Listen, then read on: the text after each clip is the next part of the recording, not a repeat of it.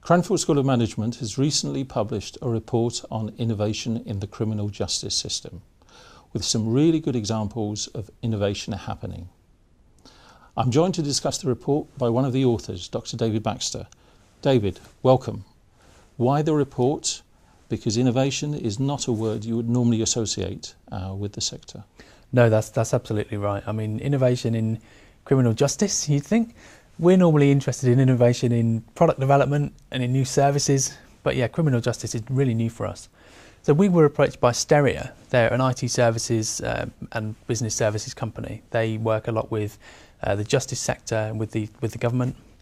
They came to us and they said, can you do a study, find out about innovation in the justice sector?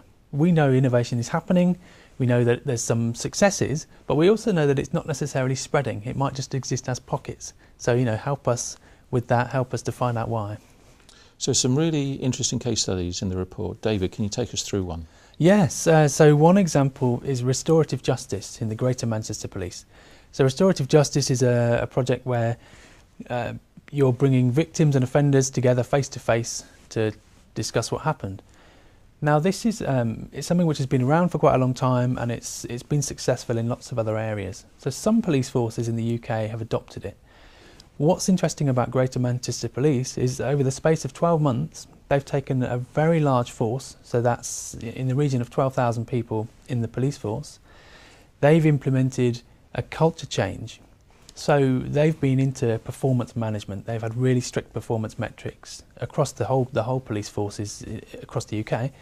They've had a performance management culture. So they've taken that and they've said, now we'll give officers discretion to deal with these cases as they see fit, because restorative justice can be used at a variety of levels. They've developed that, they've had people buy into it, they've created a training plan, and they've completely changed the way policing happens in a short space of time. So for us, that's a really good example of innovation. So to summarise, what are the key findings coming out of the report?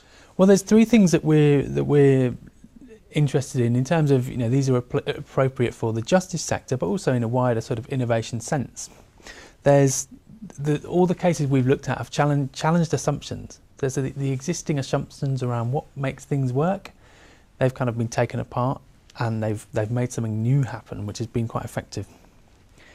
A second thing is about involving service users. So in the justice sector, that means victims and offenders. Involving them in service design has been effective, but again is something which doesn't always happen.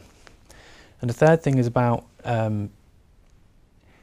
innovation being adapted to local needs. So you're not looking at adopting something, you're looking to adapt it to make it fit your specific case. Thank you very much for your time.